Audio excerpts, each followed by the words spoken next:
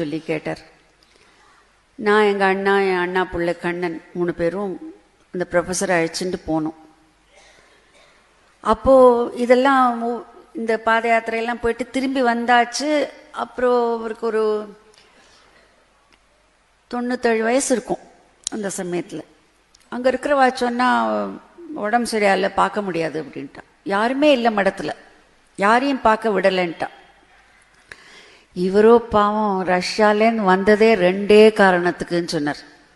அந்த 2 காரணம் என்னென்னா, மகா பெரியவாளை நேர பார்க்கணும், ஒரு ரஷ்யன் அவர், வலம்புரி சங்கு வாங்கிக்கணும்.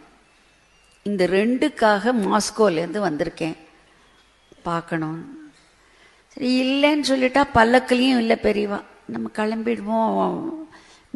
நாங்கள் சொல்லிட்டு இருந்தோம், இல்லை நீங்கள் வந்தேங்கிறது பெரியவாளுக்கு ரிஜிஸ்டர் ஆகிடும், ஹீல் பிளஸ் யூ, நம்ம போகலாம் அப்படின்னு வாசலுக்கு வந்தோம். ஓடி வந்தாரோ பெரியவா உத்தரவாருது, கூப்பிடுறார்,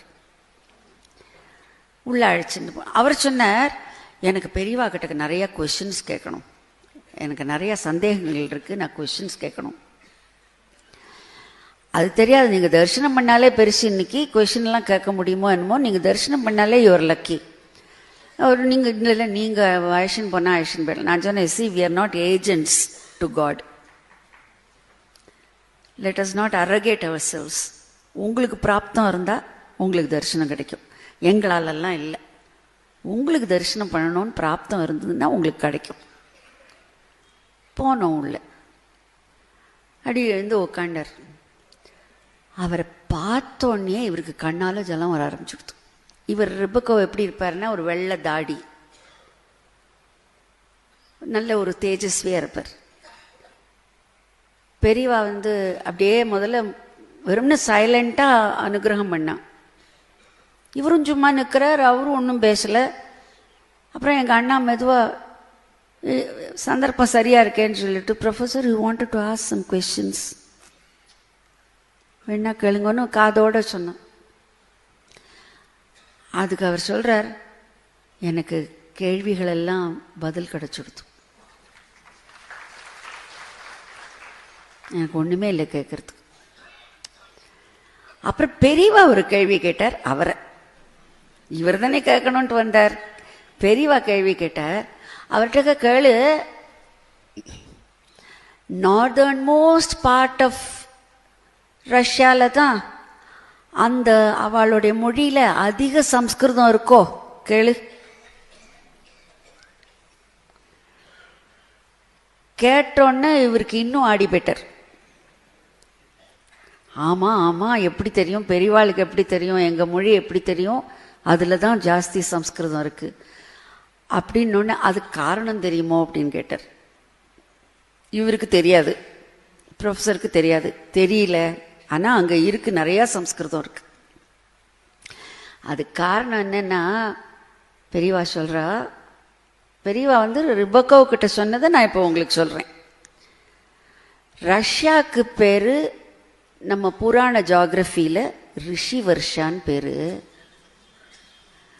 அங்கெல்லாம் நிறைய ரிஷிகள் இருந்திருக்கா.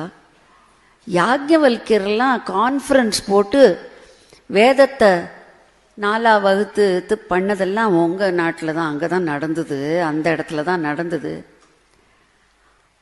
அதுக்கு பேரே ரிஷி வர்ஷா தான், அதனால தான் சம்ஸ்கிருதம் அவ்வளோ இருக்குது இன்னும் அப்படின்னொன்னே எனக்கு ஒன்று ஞாபகம் வந்தது. அங்கே கம்யூனிஸ்ட் கவர்மெண்ட் தானே, அவள் எல்லாரும் காம்ரேட் அப்படின்னு தான் அட்ரஸ் பண்ணுவாள். காம்ரேட் அப்படிங்கிற வார்த்தைக்கு ரஷ்யனில் தவரிஷின்னு, ஒருத்தருக்கு ஒருத்தர் அட்ரஸ் பண்ணிக்கிறதே தவரிஷின்னு தான் அட்ரஸ் பண்ணிப்பா. இது ரஷ்யன் லாங்குவேஜ். இது உடனே பெரியவா சொல்றா, இவரை பார்த்தாலே ஒரு ரிஷி மாதிரி இருக்குல்ல.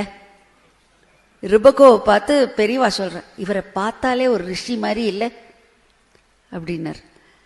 உடனே ரெபெக்கா கேட்டார், நான் ஹிந்து ஆகணும்னு ஆசைப்படுறேன், நான் என்ன பண்ணணும்? இது ஒரு கிளைமேக்ஸ் உங்களுக்கு. நான் ஹிந்து ஆகணும்னு ஆசைப்படுறேன், நான் என்ன பண்ணணும்னு கேட்டார். பேட் கேம் த ரிப்ளை, நீ மனசுல நினைச்சுட்டா நீ ஹிந்து தான், நீ ஒன்றும் பண்ண வேண்டாம். உலகத்துல பிறக்கிற அத்தனை குழந்தைகளும் இயற்கையாவே ஹிந்து தான். பேப்டைஸ் பண்ணாதான் கிறிஸ்டியன். அதே மாதிரி இன்னொரு சடங்கு இருக்கு, அதை பண்ணாதான் முஸ்லிம். இதெல்லாம் பண்ணாதவா எல்லாரும் உலகத்துல பூரா எல்லாரும் ஹிந்துஸ் தான்.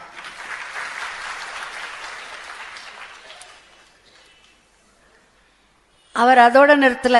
ரொம்ப சந்தோஷம் இருக்கு. எனக்கு ருத்ராட்சம் வேணும்னு கேட்டார். கொடுத்துட்டா பெரியவா. அதோட விட்டார் அவர். இன்னொரு கண்ணப்ப நாயனார் அவர், எனக்கு ஒரு ஹிந்து பேர் வேணும்னார். அப்பதான் சொன்னார், இவரை பார்த்தாலே ரிஷி மாதிரி இருக்கு, பேரை ரிஷின்னே வச்சுக்கிட்டோம் அப்படின்னு சொல்லிட்டு ரொம்ப சந்தோஷம். எல்லாரும் வீட்டுக்கு வந்துட்டோம். ராத்திரி 11 மணி, மறுநாள் வெடிக்காத்தால 6 மணி ஃப்ளைட்ல இவர் ரஷ்யாவுக்கு திரும்பி போறார். எங்களுக்கு 11 மணிக்கு மடத்துலேருந்து ஃபோன் வருது. மடத்து கண்ணன் ஃபோன் பண்ணி அண்ணா கிட்டக்க, பலுண்ணா பெரியவா உத்தரவாருது, என்ன வரணுமான்னு கேட்டான் அண்ணா. இல்லை வரலாம் வேண்டாம், அந்த ரஷ்யன் வந்தாரே அந்த ப்ரொஃபஸருக்கு ரிஷின்னு பேர் வச்சாராம், வெறும் ரிஷின்னு இல்லாம தவ ரிஷின்னு பேர் வைக்க சொல்லு.